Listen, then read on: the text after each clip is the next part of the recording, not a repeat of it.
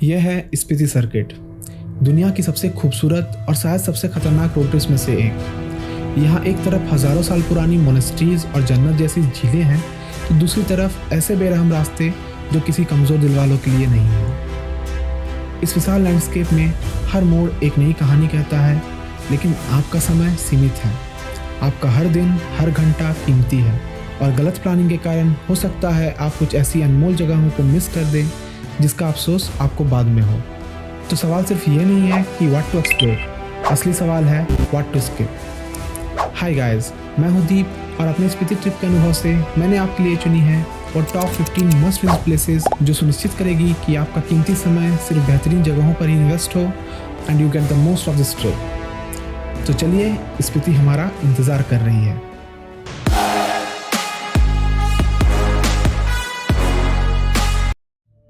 शिमला से आगे ऐतिहासिक हिंदुस्तान तिब्बत रोड पर लगभग 160 किलोमीटर का सफ़र तय करने पर हमें मिलता है हमारा पहला पड़ाव, साराहन, जिसे किन्नौर का प्रवेश द्वार भी कहते हैं, और इसकी शान है भीमा काली मंदिर।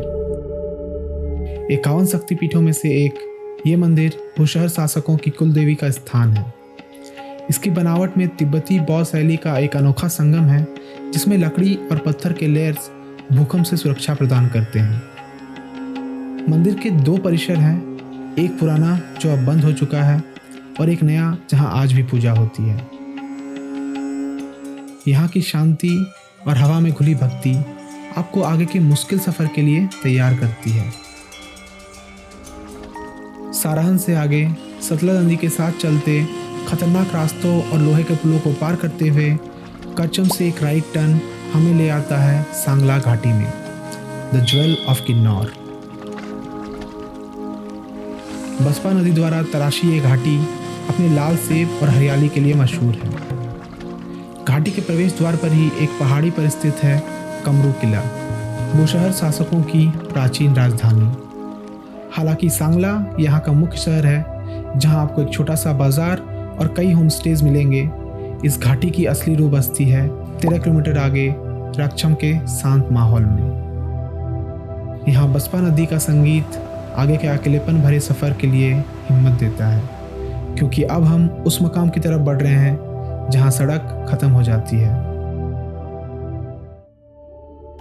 यह है चितकुल, 3450 मीटर की ऊंचाई पर बसपा नदी के किनारे बसा भारत का आखिरी गांव। यहां आकर आपको इसकी असलियत इसके ट्रेडिशनल किन्नौरी घरों में दिखती है, जिनकी स्लेट की छतें और लकड़ी की नक्काशी सदियों से बर्फ का मुकाबला कर रही हैं। गांव के बीच में स्थित माठी देवी का मंदिर यहाँ के लोगों के लिए बहुत मायने रखता है। इसके कॉम्प्लेक्स में 3 अलग अलग मंदिर हैं जो बेहतरीन कारीगरी का नमूना है। यहाँ ITBP की पुलिस चौकी है, जिसके आगे आम नागरिकों को जाने की अनुमति नहीं दी जाती। बस एक चीज़ का ध्यान रखें, चितकुल में मौसम बहुत तेज़ी से बदलता है। एक पल में खिली धूप और अगले ही पल बर्फबारी शुरू हो जाती है, इसलिए हमेशा गर्म कपड़े साथ रखें। चितकुल की सरहद से लौटते हुए सांगला घाटी को अलविदा कहकर हमारा अगला पड़ाव आता है एक तेज और घुमावदार चढ़ाई के बाद, कल्पा, एक ऐसा व्यू पॉइंट जहां से हम किन्नौर की दिव्यता को महसूस कर पाएंगे।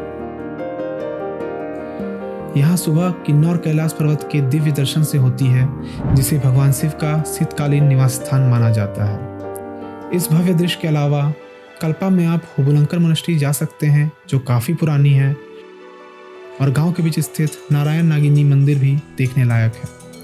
और थोड़ी हिम्मत करके आगे बढ़े तो आता है सुसाइड पॉइंट, एक बेहद ही पतली सड़क जिसके किनारे हज़ारों फुट गहरी खाई है।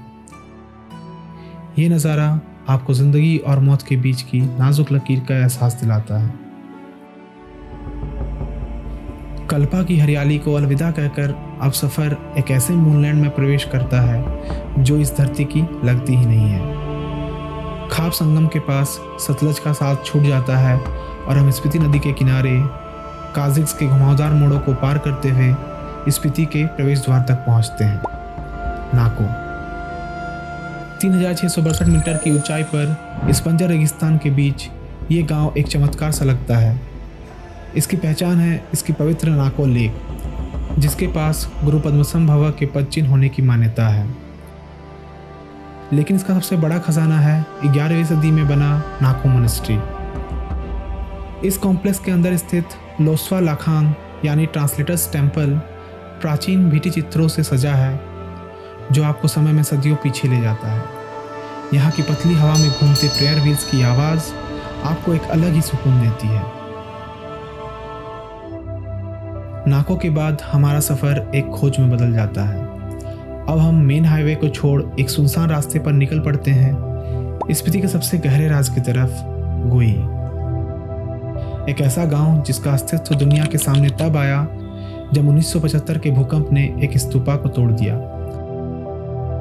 और यहाँ मौजूद है 500 साल पुरानी मिडेटिंग लामा सांगा तेंजिन की प्राकृतिक रूप से संरक्षित मम्मी।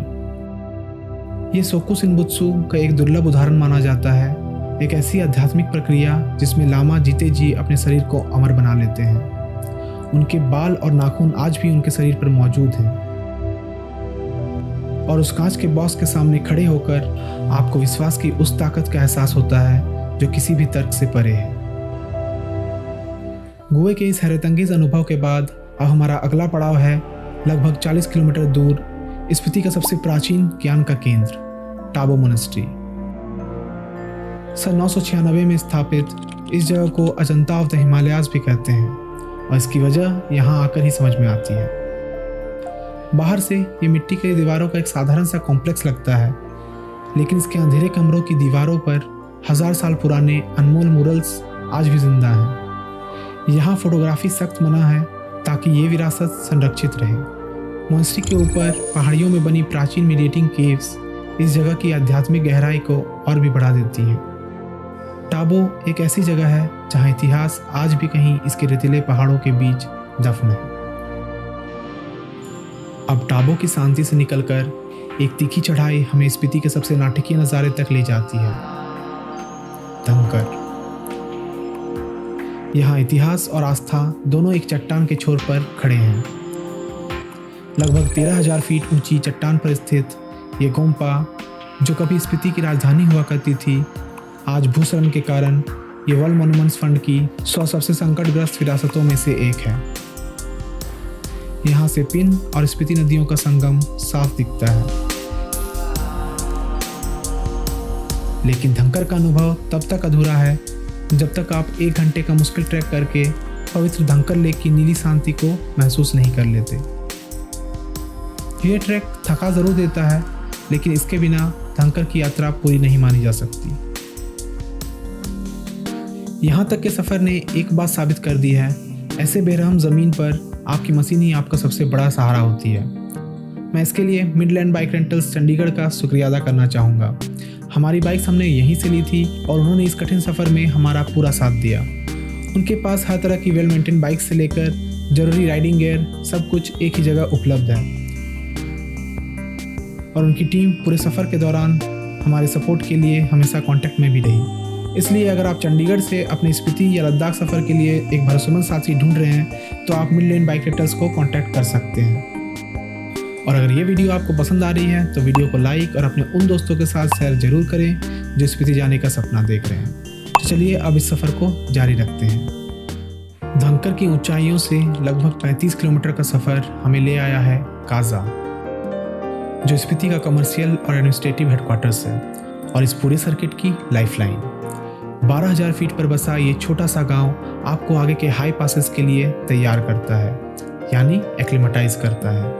काजा मूलतः 2 हिस्सों में बटा है। न्यू काजा, जहां मार्केट, होटल्स और कैफेज की रौनक है, और ओल्ड काजा, जहां आपको ट्रेडिशनल स्पीतियन घर और काजा मोनेस्ट्री का सुकून मिलता है।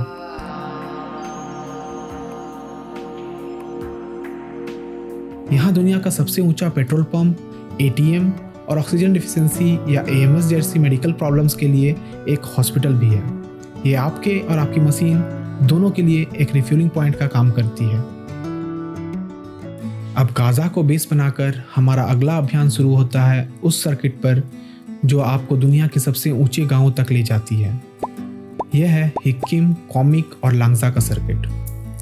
4,440 मीटर की ऊंचाई पर हिक्किम दुनिया का सबसे ऊंचा पोस्ट ऑफिस है। यहाँ से पोस्टकार्ड भेजना एक अनोखा अनुभव है जो शायद आप तक कई महीनों बाद पहुँचे। फिर आता है कॉमिक। 4587 मीटर पर मोटरेबल सड़क से जुदा दुनिया का सबसे ऊंचा गांव, जहां विराजमान है साक्य संप्रदाय की सांस्कृतिक विरासत, प्राचीन तांग्युद मठ। और आखिर में लांगजा, द फॉसिल विलेज। यहाँ जमीन पर बिखरे समुद्री जीवों के फॉसिल्स आपको याद दिलाते हैं कि कभी ये पूरा हिस्सा समुद्र के नीचे था। और यहाँ स्थित विशाल बुद्ध प्रतिमा पूरी घाटी की रक्षा करती नजर आती है। लेकिन सर्किट का असली जादू दिन ढलने के बाद शुरू होता है, जब यहाँ से तारे और आकाशगंगा इतनी साफ दिखती है कि ये नज़ारा शायद आप कभी भूल नहीं पाओगे। इस अद्भुत सर्किट को पूरा करने के बाद अब हमारा अगला पड़ाव है स्पीति का सबसे मशहूर, सबसे आइकॉनिक अट्रैक्शन, की मोनेस्ट्री।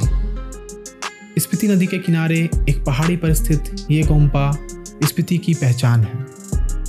ये एक मोनेस्ट्री से ज़्यादा एक किला लगता है, जिसने सदियों से मंगोल और अन्य हमलावरों का सामना किया है और हर बार फिर से खड़ा हुआ है। इसके अलग अलग हिस्से अलग अलग समय पर बने हैं। दीवारों में सदियों की प्रार्थनाएं हैं, लाइब्रेरी में अनमोल ग्रंथ और यहाँ के माहौल में एक अजीब सा सुकून है। और अगर आप सही समय पर पहुँचें तो आप यहाँ के युवा लामाओं के साथ प्रार्थना में भी भाग ले सकते हैं। की मोनेस्ट्री की आध्यात्मिक शांति के बाद अब बारी थी इंसानी इंजीनियरिंग के एक चमत्कार को देखने की। चेचम ब्रिज, एशिया का सबसे ऊंचा सस्पेंशन पुल। 1000 फुट से भी ज़्यादा गहरी सांबा लांबा नाला के ऊपर बना ये पुल किब्बर और चिचम जैसे दूर दराज गांवों को जोड़ता है। इसके बनने से पहले यहाँ लोग एक खतरनाक झूला या पुली सिस्टम से इस खाई को पार करते थे, जिसमें घंटों लग जाते थे। आज ये पुल सिर्फ 2 गांवों को नहीं बल्कि स्पीति के अतीत और उसके भविष्य को जोड़ता है और इंसानी हिम्मत का एक बेहतरीन नमूना है। स्पीति घाटी को पीछे छोड़ 80 किलोमीटर की चुनौतीपूर्ण राइड हमें लाहौल के प्रवेश द्वार पर ले आई है, जो पूरे स्पीति सर्किट का सबसे ऊंचा माउंटेन पास है, कुंजुमला। 4551 मीटर की ऊंचाई पर स्थित ये दर्रा स्पीति और लाहौल घाटी के बीच खड़ा एक गार्डियन है। यहाँ रुककर देवी कुंजुम के मंदिर की परिक्रमा करना एक रिवाज है ताकि आगे का सफ़र सुरक्षित हो। यहाँ की हवा में ऑक्सीजन कम और अध्यात्म ज़्यादा है। हवा से मुकाबला करती ये प्रेयर फ्लैग्स, उनमें घुली मंत्रों की गूंज और यहाँ का 360 डिग्री पैनोरामिक व्यू, जहाँ तक नजर जाए सिर्फ बर्फीले पहाड़, आपको एहसास दिलाता है कि आप दुनिया की छत पे खड़े हैं। कुंजुमला पर प्रार्थना के बाद अब बारी थी इस सफ़र के सबसे चुनौतीपूर्ण हिस्से की। 14 किलोमीटर का कच्चा रास्ता, जिस पर कई तेज बहाव वाले वाटर क्रॉसिंग्स आपका इम्तिहान लेंगे। पर अंत में हम पहुंचते हैं इस पूरे सर्किट के सबसे अनमोल नगीने के पास, चंद्रताल लेक, यानी चांद का झील। गाड़ी से उतरकर आखिरी रास्ता आपको पैदल तय करना पड़ता है और जब आपकी पहली नज़र इसके नीले हरे पानी पर पड़ती है तो सफ़र की सारी थकान एक पल में गायब हो जाती है। पानी इतना साफ और स्थिर है कि आसपास के चंद्रभागा पहाड़ों का प्रतिबिंब एक आईने की तरह दिखता है। इसकी गहरी खामोशी आपको एहसास दिलाती है कि इस विशाल भूदृश्य में आप बस एक तिनके के समान हो। चंद्रताल की अलौकिक सुंदरता को मन में बसाकर अब वक्त है इस सर्किट की आखिरी और सबसे बड़ी चुनौती का सामना करने का।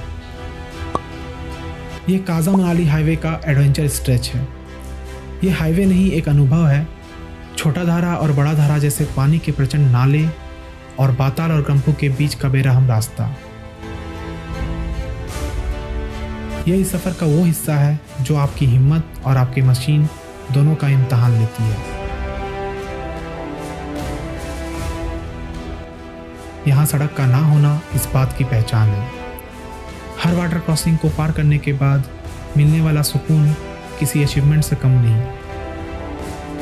इस रास्ते को पार करने के बाद ही स्पीति सर्किट पूरा करने का एहसास मुकम्मल होता है। तो उम्मीद है इस गाइड ने आपको इस अनोखे सफ़र के सबसे बेहतरीन नज़ारों अनुभवों और चुनौतियों से मुखातिब करा दिया होगा। लेकिन अब सवाल यह है कि इन 15 जगहों को एक ट्रिप में कैसे कवर किया जाए। डे वाइज प्लान क्या हो, कहाँ रुके और बजट क्या होगा।